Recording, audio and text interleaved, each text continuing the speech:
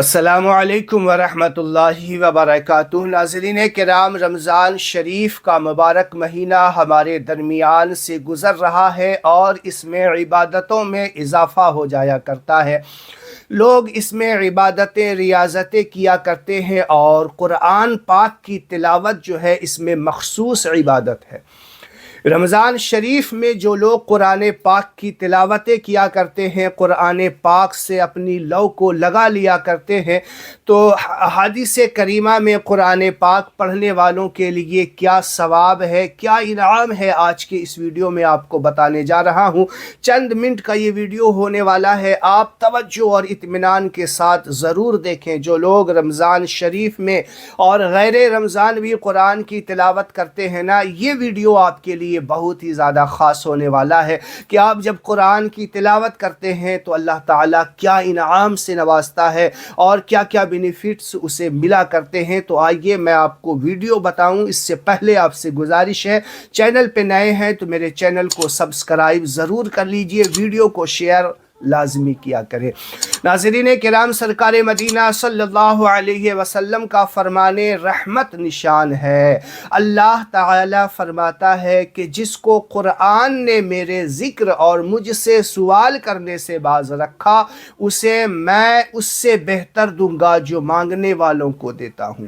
اور کلام اللہ کی فضیلت دوسرے کلاموں پر ایسی ہے جیسی اللہ کی فضیلت اس کے مخلوق پر ہے، اور یہ حدیث ترمذی شریف کی ہے۔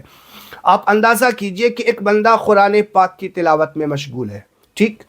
اب جب کہ وہ قرآن کی تلاوت میں مشغول ہے تو پھر دعا کرنے کا اسے وقت نہیں ملا، اللہ تعالیٰ کا ذکر سبحان اللہ سبحان اللہ سبحان اللہ الحمدللہ الحمدللہ اللہ اکبر کہنے کا وقت نہیں ملا، بس وہ قرآن پڑھ رہا ہے۔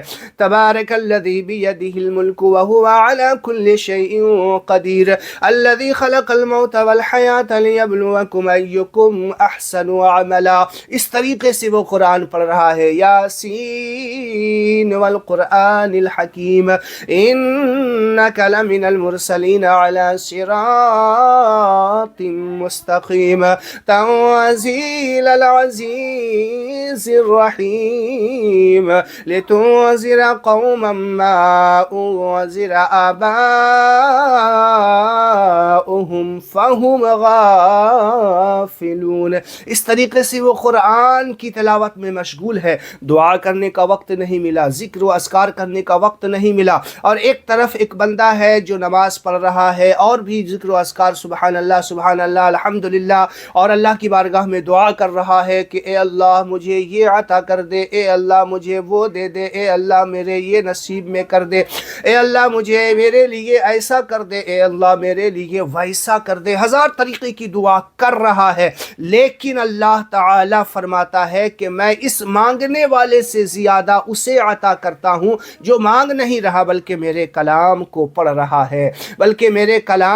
رہا ہے، عما یتساءلون۔ اس طریقے سے قرآن پڑھ رہا ہے، دعا مانگنے کی بھی فرصت نہیں ہے، یعنی قرآن سے اتنی محبت ہو گئی ہے اسے، قرآن سے اتنی لگن ہو گئی ہے کہ دعا کرنا بھی وہ بھول جاتا ہے، بس قرآن پڑھنے میں مگن ہے، قرآن پڑھ رہا ہے۔ تو کہا میں اس سے بھی زیادہ اسے عطا کرتا ہوں، جو مانگتا ہے نا دن رات، اس سے بھی زیادہ جو مانگنا رہ جائے قرآن کی برکت، قرآن تلاوت کی وجہ سے، تو میں اور زیادہ عطا کرتا ہوں۔ جو نہیں مانگنے والا ہوتا ہے وہ بھی اسے عطا کر دیتا ہوں۔ اور کہا قرآن کی فضیلت ایسی ہے جیسی اللہ کی فضیلت اس کی مخلوق پر، اس سے بڑی فضیلت اور کیا ہو سکتی ہے۔ قرآن کی تلاوت کو اپنا معمول بنائیے۔ اب دیکھیے جو لوگ قرآن پڑھتے ہیں تو وہ مرنے کے بعد اللہ تعالیٰ بھی اس کے ساتھ کیا انعام و اکرام اور کیا اعجاز اسے نصیب کرتا ہے۔ آپ دیکھیے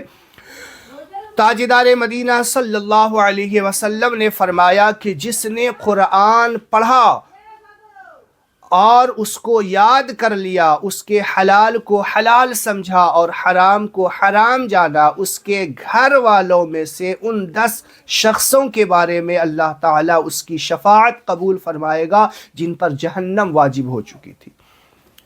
تو قرآن سے کون ہے جو اپنے منہ کو موڑے کہ مرنے کے بعد 10 ایسے گنہگار اپنے اہل خانہ کی وہ شفاعت کرے گا جو اس پر جہنم واجب ہو چکی تھی۔ یہ تو اس کی بات ہوئی، اب اس شخص جو قرآن کی تلاوت کرتا ہے اس کے بارے میں آپ سماعت کیجئے۔ حضرت علامہ یافعی رحمۃ اللہ علیہ فرماتے ہیں ملک یمن میں نے بعض صالحین سے سنا ہے کہ ایک میت کو جب دفن کر کے لوگ واپس آنے لگے تو قبر میں سے ایک گرجدار دھماکے کی آواز آئی اور اس قبر میں سے ایک کالا کتا نکل کر بھاگا۔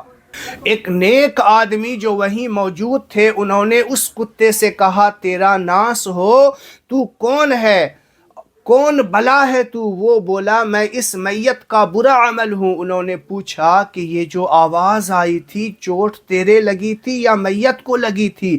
تو اس نے کہا کہ میرے ہی لگی تھی، اصل وجہ یہ ہے کہ اس کے پاس سورہ یاسین وغیرہ جن کا یہ شخص ورد کیا کرتا تھا آ گئیں اور مجھے اس کے پاس تک نہ جانے دیا اور مار کر نکال دیا۔ سوچئے کہ جو قرآن کی تلاوت سورہ یاسین وغیرہ پڑھتا ہو، اب جو قرآن پورا پڑھ رہا ہے تو اس میں سورہ یاسین بھی ہے، سورہ ملک بھی ہے، سورہ رحمان بھی ہے، ساری سورتیں شامل ہوں گی، تو پھر وہ جب گناہ اس کے قریب آئے گا تو اسے مار کر کے بھگا دیا جاتا ہے۔ تو یہ قرآن پڑھنے والے کی فضیلت ہے۔ اب دیکھیے میں نے آپ سے کہا تھا کہ قرآن پڑھنے کا ثواب کتنا ہوتا ہے، تو وہ بھی آپ سماعت کر لیجئے۔